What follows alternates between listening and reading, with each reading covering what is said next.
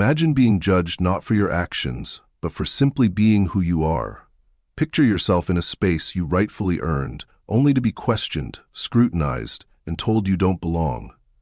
Now imagine turning that moment of humiliation into an act of resilience so powerful it sends ripples through an entire system. This is the story of Naomi Ellis, a woman who refused to bow under the weight of prejudice and instead rose to redefine what justice looks like. Naomi's journey is one of quiet strength and unwavering determination. From the moment she stepped into that VIP section, she carried with her a history of challenges overcome, a legacy of hard work, and an unshakable belief in her right to be there. But in the face of blatant discrimination, she didn't just hold her ground. She took a stand that no one could ignore. What happens next is nothing short of extraordinary, a masterclass in grace under fire, and a testament to the power of standing up for what's right.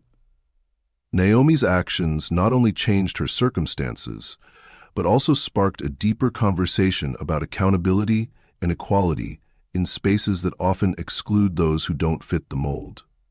But most important of all, Quinn says, with a vibrator, Naomi's passion is felt by the workers.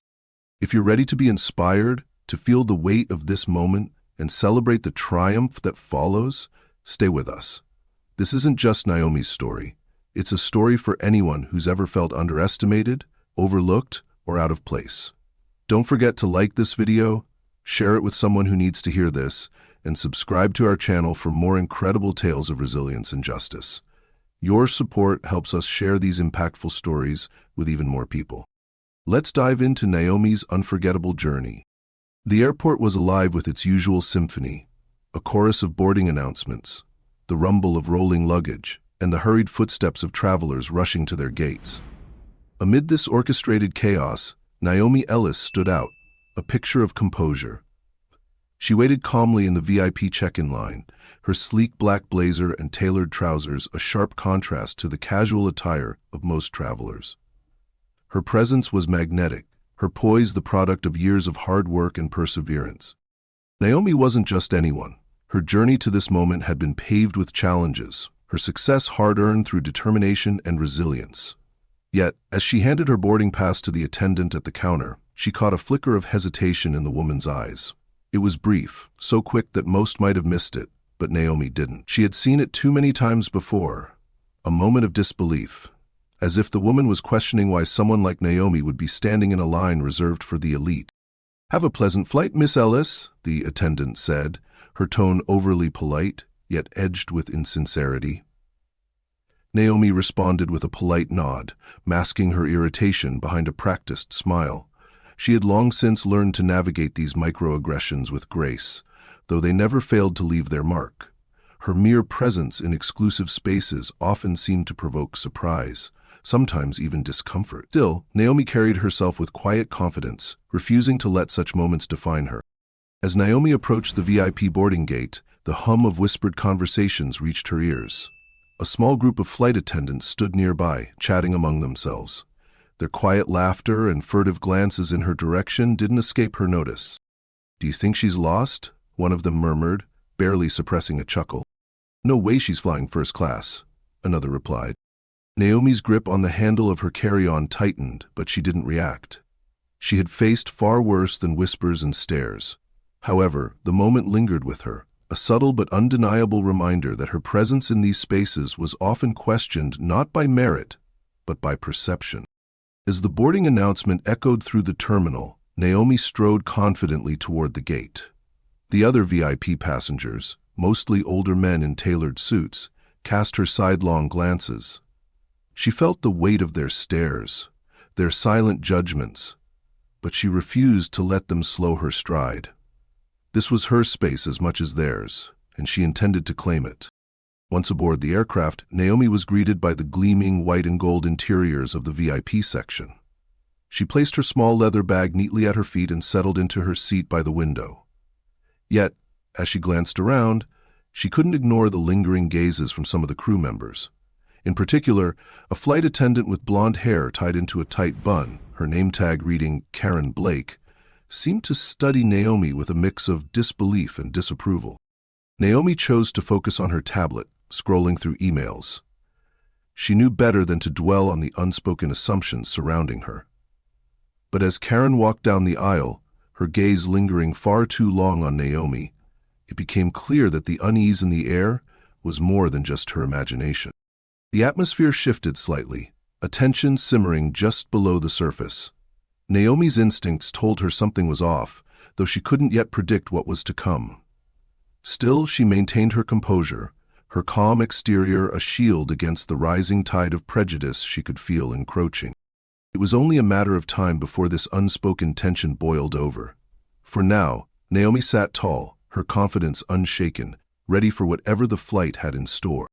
Naomi Ellis settled into her seat in the VIP section, her window view offering a glimpse of the sprawling tarmac. The plush interiors of the first-class cabin, adorned with white and gold accents, exuded luxury and exclusivity. But instead of feeling welcomed, Naomi felt the weight of lingering stares. The other passengers, mostly older men in tailored suits, avoided overt gazes, but their sidelong glances betrayed curiosity and judgment. Some averted their eyes when Naomi looked up, while others seemed unapologetic in their silent assessments. Naomi's calm exterior masked her growing irritation. She had seen it all before, the questioning looks, the unspoken disbelief. It was a dance she knew all too well, but she refused to let it unsettle her. Naomi placed her small leather bag neatly at her feet and pulled out her tablet. Immersing herself in emails, she tried to ignore the subtle whispers and tension permeating the cabin. Yet, as the minutes passed, she noticed the persistent gaze of a flight attendant named Sarah Brightman. Sarah's blonde hair was pulled back into a severe bun, her name tag perfectly positioned on her pristine uniform. Her expression, however, was anything but welcoming. Sarah passed by Naomi's seat twice, each time hesitating slightly, as if debating whether to say something. Finally, she walked to the front of the cabin, whispering to another crew member, who carried an air of authority. This was Marcus Thurham, a senior flight attendant with a commanding presence and a smile that didn't quite reach his eyes. Naomi noticed their glances in her direction and instinctively knew they were discussing her. Moments later, Sarah and Marcus approached her seat. Naomi looked up from her tablet, her expression calm but alert. "Excuse me, ma'am," Marcus began, his voice overly polite. "We have a small issue with the plane's weight distribution. To ensure safety, we'll need you to switch seats to an open one toward the middle of the plane." Naomi blinked, her face unreadable. "I don't understand," she said, her tone measured. "Are you asking me to leave the VIP section?" Marcus's practiced smile faltered slightly, but he recovered quickly. "It's standard procedure, ma'am. Nothing personal, I assure you." Naomi's lips curled into a tight smile. "Standard procedure," she repeated. "I've flown countless times, and I've never heard of such a request. Are you asking anyone else in this section to move, or just me?"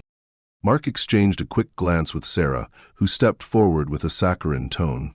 "We're just trying to ensure everyone's safety, Miss Ellis. Surely you understand." Naomi's calm exterior began to crack, her voice sharpening. "No, I don't understand. Are you asking anyone else here to move?" The hesitation was palpable. "Well, no," Marcus admitted, his tone losing its confidence. "But," Naomi cut him off. "But I'm the only one you're asking," she said, folding her arms.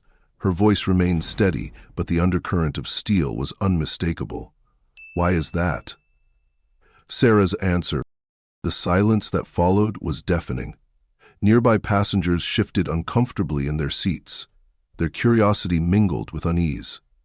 Naomi's question hung in the air like a challenge, daring Marcus and Sarah to justify their actions. Sarah's demeanor changed, her voice losing its false sweetness. "Please don't make this difficult," she said, her tone now sharp. "We can call security if needed." Naomi raised an eyebrow, her expression unflinching. "Call security if you must," she replied coolly. "But I'm not moving." The threat hung in the air, a storm cloud on the verge of breaking. Marcus and Sarah exchanged another uneasy glance, unsure of how to proceed. Naomi leaned back in her seat, her composure intact despite the fire burning inside her. She refused to let them see her falter. Reaching into her bag, Naomi pulled out her phone and began typing. She didn't look at Marcus or Sarah, her focus fixed on her screen. Her actions were deliberate, her resolve unwavering. She had no intention of letting this slide, not this time. As Marcus and Sarah retreated a few rows away to whisper, Naomi sat silently, her phone in hand. She could feel the stares of the other passengers, some sympathetic, others judgmental. The tension in the cabin was palpable, the low hum of the aircraft's engines the only sound. Minutes later, Sarah returned, her steps hesitant but her tone firm. "Ma'am," she began, her voice clipped. "If you don't comply, we'll have no choice but to escalate this further. The captain will be informed." Naomi tilted her head slightly, meeting Sarah's gaze with calm defiance. "Please," she said, her voice steady, "inform the captain. I'd like to hear what he has to say about this safety concern." Sarah blinked, momentarily thrown off balance by Naomi's composure. Marcus joined her, his confidence eroding. "Miss Ellis," he said, his tone overly formal, "let's not make this into a bigger issue than it needs to be. We're simply following protocol." Naomi leaned forward slightly, her voice low but firm. "I've flown many times," she said, her words deliberate, "and not once have I been asked to move to balance the plane. Tell me, is this a new policy, or is it enforced selectively?" The murmurs of nearby passengers ceased entirely as they strained to listen. Naomi's question cut through the tension like a blade, leaving Marcus and Sarah visibly unsettled. "I'm curious," Naomi continued, her voice unyielding, "what makes me the only passenger you've singled out?" Sarah's confidence faltered, her gaze dropping to the floor. Marcus's jaw tightened, but he had no answer. Naomi's calm resistance had shifted the balance of power, and the crew's authority now hung by a thread. For Naomi, the situation had become more than just a fight for her seat. It was a stand against the prejudice she had faced her entire life. As she waited for the captain's response, her resolve only grew stronger. She wasn't moving not for them, not for anyone. Naomi Ellis sat quietly, her phone in hand, her fingers moving with precision as she sent a series of decisive messages. Her expression was calm, almost serene, but her mind was racing. She had no intention of letting this moment pass without action. Marcus and Sarah, now a few rows away, whispered furiously, their unease palpable. They stole occasional glances at Naomi, clearly unsure of their next move. The captain, Gregory Ellison, entered the scene shortly after. His uniform was immaculate, his demeanor professional but strained. It was clear he had been briefed on the situation and wasn't thrilled about being involved. He approached Naomi with an air of authority, though his tone was measured. "Miss Ellis," he began, his voice steady but firm, "I understand there's been a misunderstanding. I'd like to discuss this with you to ensure everyone's comfort and safety." Naomi looked up, meeting his gaze with unflinching calm. "A misunderstanding?" she echoed, her tone smooth yet edged with steel. "Captain Ellison, I'd like to understand why I, and only I, have been asked to move. Is there a genuine safety concern, or is this something else entirely?" The captain hesitated, clearly taken aback by her directness. "It's a matter of protocol," he said cautiously. "We sometimes need to make adjustments for the balance of the aircraft." Naomi leaned forward slightly, her voice dropping to a level only he could hear. "Captain, I've flown many times, and I've never encountered this protocol. If it's so critical, why isn't anyone else in this section being asked to move?" Her words struck a chord. The captain's composure faltered for a moment before he straightened, offering a polite but strained smile. "Let me see what I can do to resolve this," he said, retreating to the galley. Meanwhile, Naomi's phone buzzed softly. She glanced at the screen, her expression unreadable, and sent one final message. She placed the phone on the armrest and leaned back, her posture exuding quiet confidence. Whatever response she had initiated was now in motion, and all she had to do was wait. The tension in the cabin thickened. Sarah and Marcus, now visibly anxious, whispered urgently as the minutes dragged on. Naomi's composed silence only added to their discomfort. The other passengers, previously indifferent, now watched the unfolding drama with rapt attention. When the captain returned, he wasn't alone. Alongside him was Jonathan Steele, a senior executive from the airline who happened to be on board.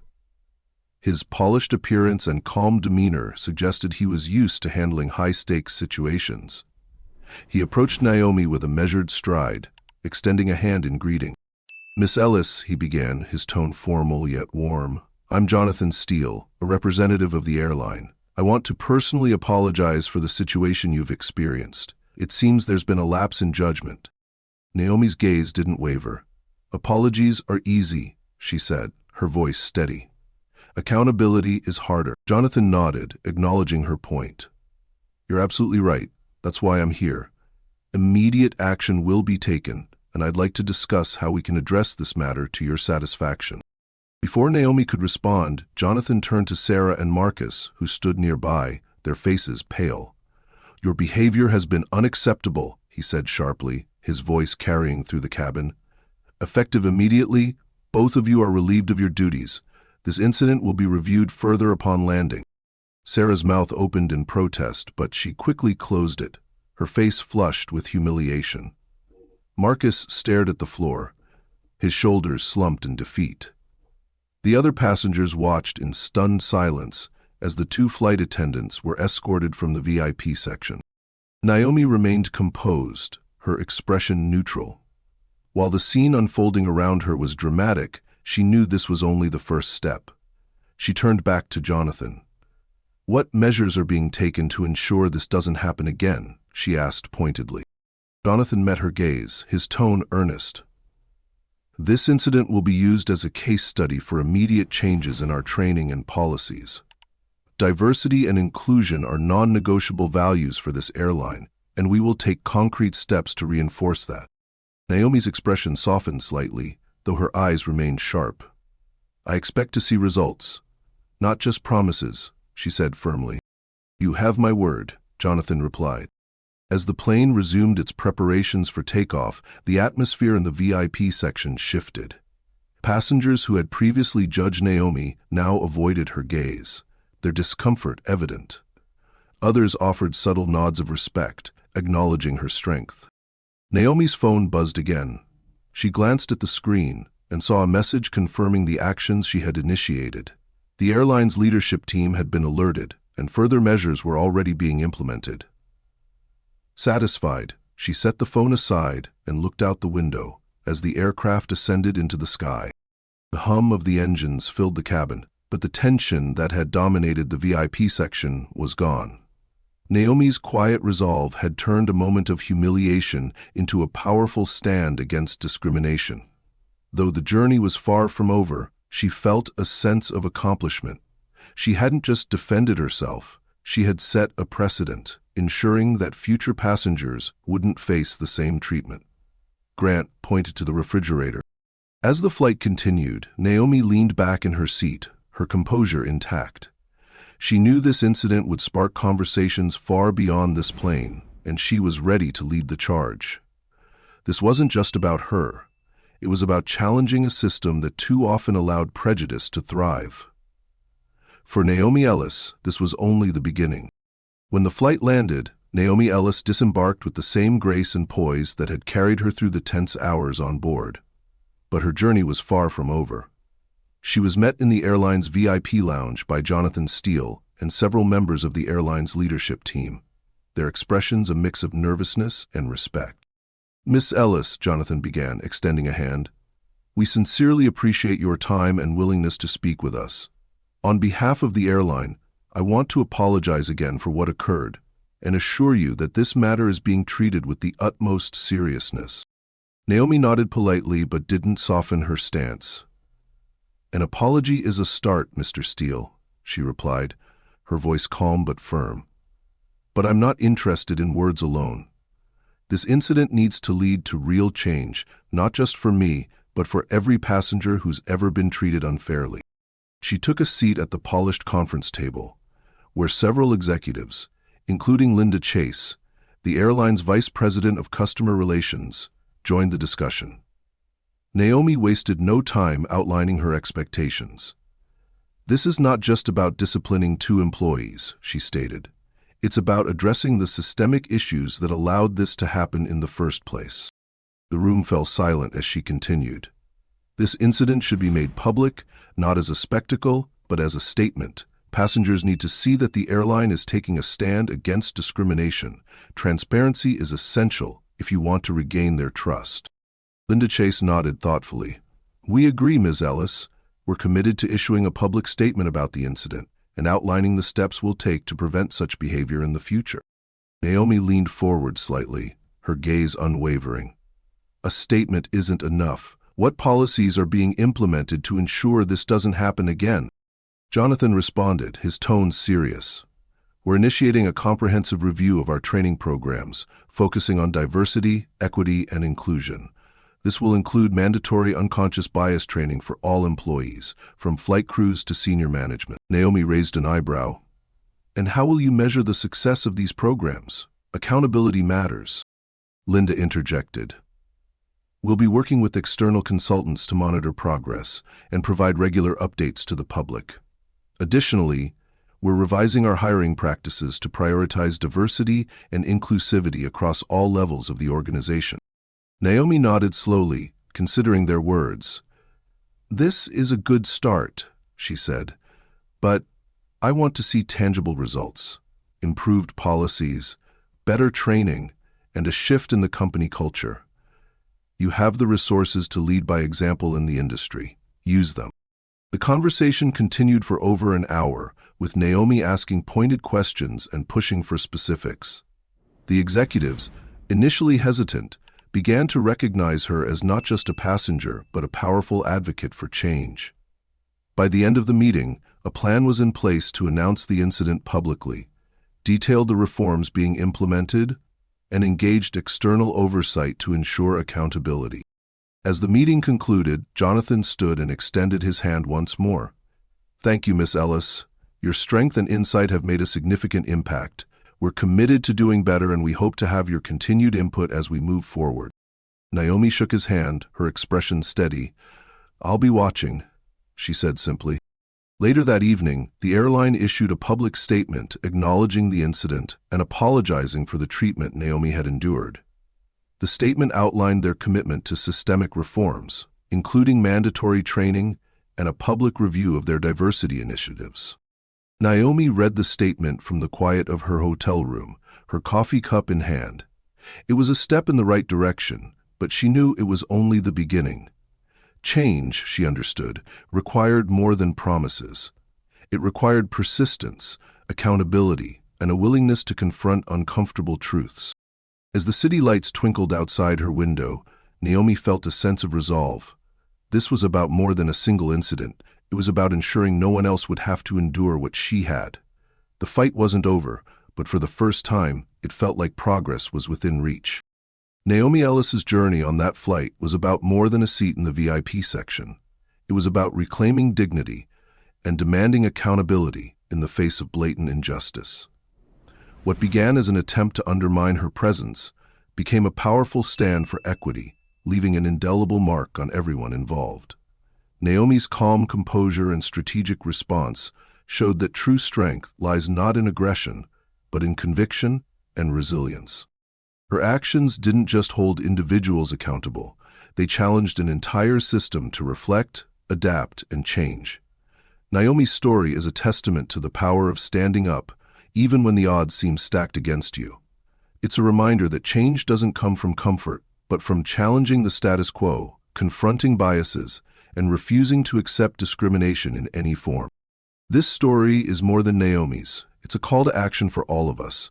How many times have we witnessed injustice and stayed silent? How often have we let fear or discomfort stop us from speaking up? Naomi's courage reminds us that every stand we take, no matter how small, has the potential to spark meaningful change. If her journey resonated with you, let it inspire you to take action in your own life. Stand against injustice when you see it. Support initiatives that promote equity and inclusion. And most importantly, be a voice for those who are often silenced. Let's work together to create a world where stories like Naomi's are not the exception, but the norm. If you believe in the power of resilience and justice, share this video with others. Leave your thoughts in the comments, and subscribe for more stories that inspire change. Together, we can amplify these voices and build a brighter, fairer future.